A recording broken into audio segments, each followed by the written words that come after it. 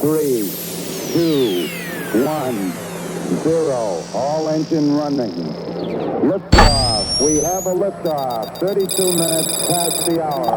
Liftoff on Apollo 11.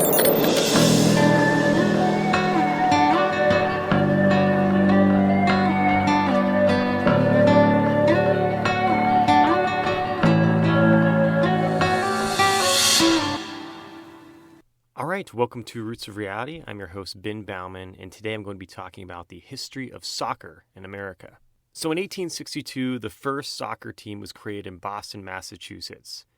And soccer was a sport that was often played by immigrants in America in the 1800s before eventually growing in popularity more and more.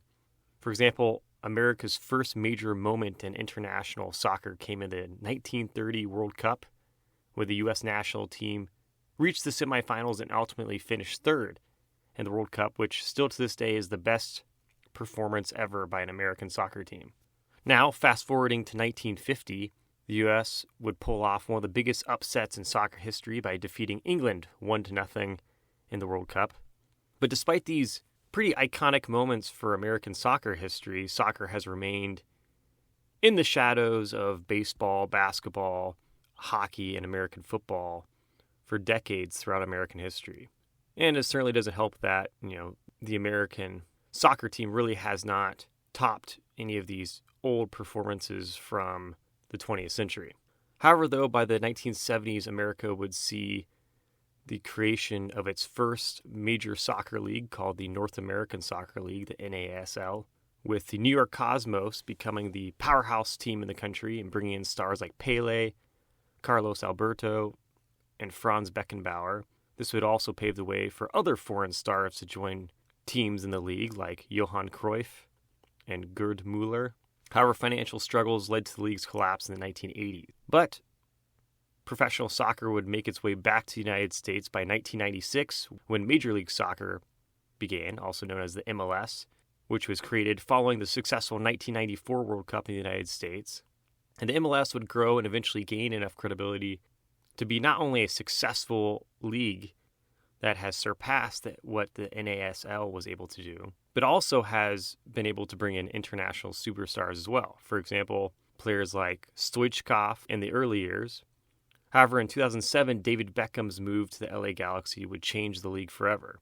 And this led the way for other international stars to join the league like Thierry Henry, Robbie Keane, David Villa, Kaká, Didier Drogba, Steven Gerrard, Bastian Schweinsteiger, Wayne Rooney, Zlatan Ibrahimovic, and Gareth Bale.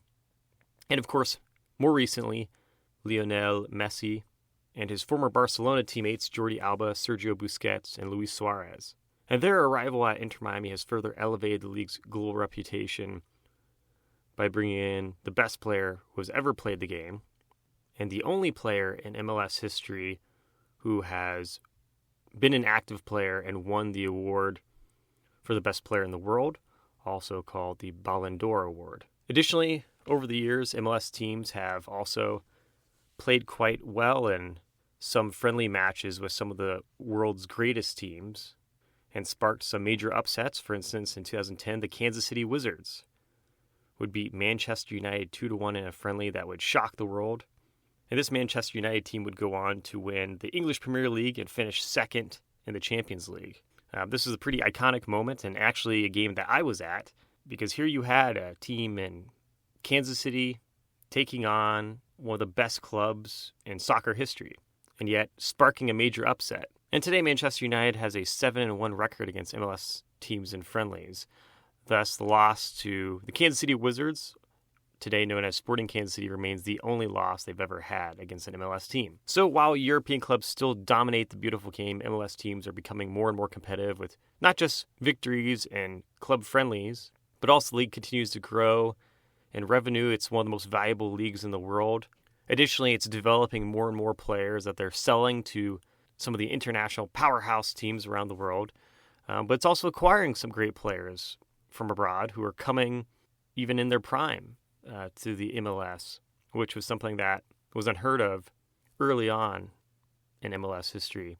And beyond that, American players are becoming better and better and starting to make their mark in Europe more and more, with current stars like Christian Pulisic, playing for elite clubs. Today he plays for AC Milan, but prior played for Chelsea. And so America's reputation in soccer continues to grow. And today the MLS is ranked amongst the top 10 leagues in the world.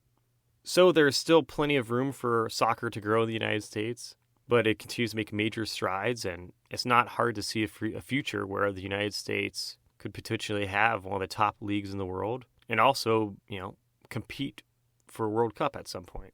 Time will tell, but there's been a lot of great progress. So with that, as always, remember, billions of years led to you, and make the most of it.